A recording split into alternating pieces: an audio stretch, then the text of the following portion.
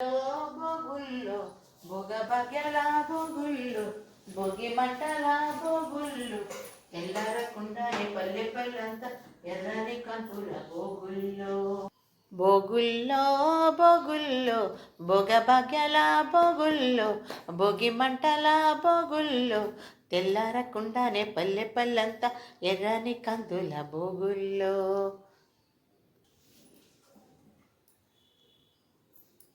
ఏమండి, పక్కింటి ప్రసాదరావు గారు పొద్దునే మిమ్మల్ని అడిగారండి. ఏరే బావగారని అడిగారు, వాకింగ్కి వెళ్ళారని చెప్పాను. కనిపించట్లేదని కూడా చెప్పారండి. ఏమిటని అడిగారండి నన్ను.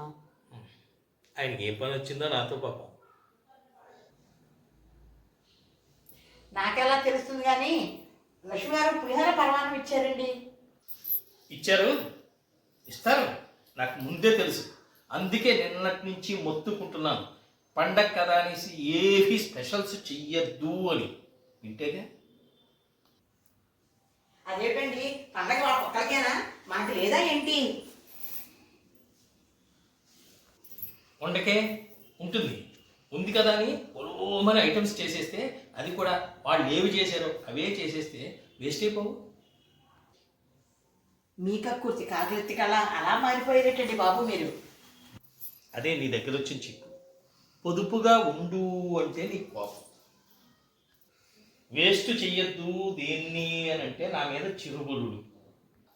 పొదుపు అనేది మంత్రంలా పఠించకపోతే వృధా అనేది ప్రవాహంలో వచ్చి మనల్ని ముంచేస్తుంది, జీవితాన్ని వీధిని పడేస్తుంది.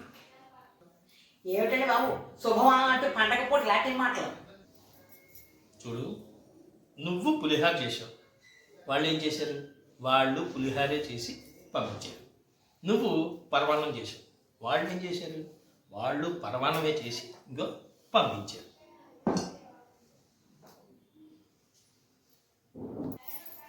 ఎంత రుచిగా ఉందన్నా ఎవరో ఒక్కరుండిందే తినగలరు, అవునా కదా? మిగిలినంతా వేస్ట్ అయిపోయినట్టేనా కదా? ఓ పక్క తినేస్తూ ఏమంటారు? ఏమంటాను? అయింది ఆకుల్లోకి కాంది కంచాల్లోకి కాకుండా సరిగ్గా వ్యవహరించమంటాను. అలా మాట్లాడతారు ఏంటండి? ఉట్టప్పుడు కానీ వృధా చేస్తామా ఏంటి? ఏదో పండగప్పుడు పెళ్ళప్పుడు మిగులుతాయి తప్ప ఊరికే. అందుకే నాలాంటి వాళ్ళ దగ్గర నుంచి ఆ కాస్త మాట కూడా పడకుండా ఉండాలంటే పక్కింటి వాళ్ళు ఏం వండుకుంటున్నారో ఈరోజు కనుక్కుని మనం దానికి భిన్నంగా చేసుకోవాలి, లేదా వండుకోవడం మానేయాలి.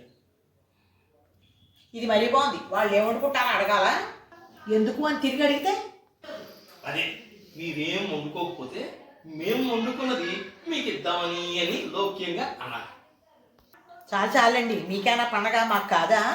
మేమంత గతి లేనివాడుగా కనిపిస్తున్నావా ఏంటి? మీరే నా రుచులన్నీ తినేవాడని మొహం మార్చేటట్టు తిడతారు. అంతేగాని అర్థం చేసుకోరు అంటాం.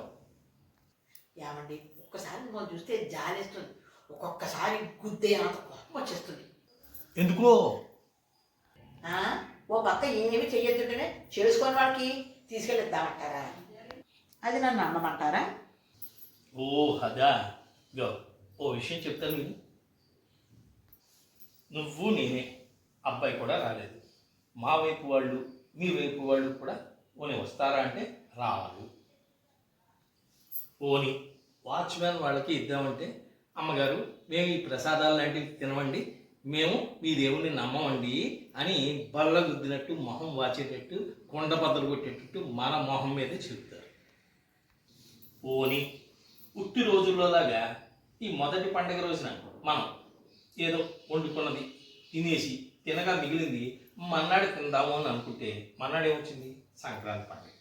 పోనీ ఆ సంక్రాంతి పండగ రోజున మిగిలింది కూడా మన్నాడు తినేద్దామని అంటే మన్నాడు ఏమొచ్చింది? కనుమ పండుగ.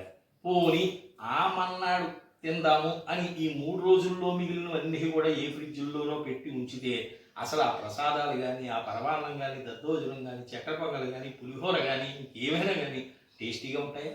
రుచికరంగా ఉంటాయా? అసలు ఒక గొప్ప పదార్థాన్ని తిన్న సంతృప్తి ఉంటుందా మనకి? చెప్పు, ఉండవు.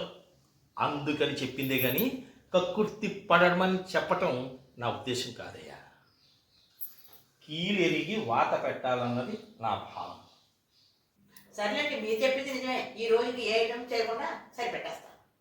జ్వరానికి డాక్టర్ గారు ఇచ్చే ట్యాబ్లెట్లు లాగా పొద్దున్న ఒకసారి మనం వేసిన పులిహార పరవాన్నం, మధ్యాహ్నం వాళ్ళు ఇచ్చిన పులిహార పరవాన్నం, సాయంత్రం మళ్ళీ మనం చేసిన పులిహార పరవాన్నం, రాత్రికి వాళ్ళు ఇచ్చింది మనది మొత్తం తినేసి వాటినే వంకాయ కూర పులుసు పప్పులాగా ఫీల్ అయిపోదాం. అలా లాగించేద్దాం, సరేనా? సరే, ఇదేదో బాగుంది. ఇదేదో బాగుంది కదా అని ప్రతిసారి ప్రతి పండగకి ఇలా చేయమాట. ఈ రోజుకే ఇది, రేపు మళ్ళీ సంక్రాంతి పండగకి ఫ్రెష్గా తక్కువగా చేసుకుందాం, మనమే తినేలా చేసుకుందాం. ఎల్లుండి కనుమ పండుగ రోజు చేసుకునే వంటలు సరే సరే, ఏ రోజుకి ఆ రోజే అట్లీస్ట్ ఈ పండగ 3 రోజులైనా అలా చేద్దాం, సరేనా? సరేనండి, ఈసారి నుంచి మీరు చెప్పిన మాటల్ని మంత్రంలా భావించి నడుచుకుంటానండి. ఏమంటారు? ఏమంటాను? సరే అంటాను. ముందుగా పొరుగింటి పుల్లకూర రుచి అన్న సామెతలాగా ఇంకా వాళ్ళు పంపించినటువంటి పులిహోర, వాళ్ళు ఇచ్చినటువంటి పాయసం తాగి తర్వాత మంది, సరేనా? సరే.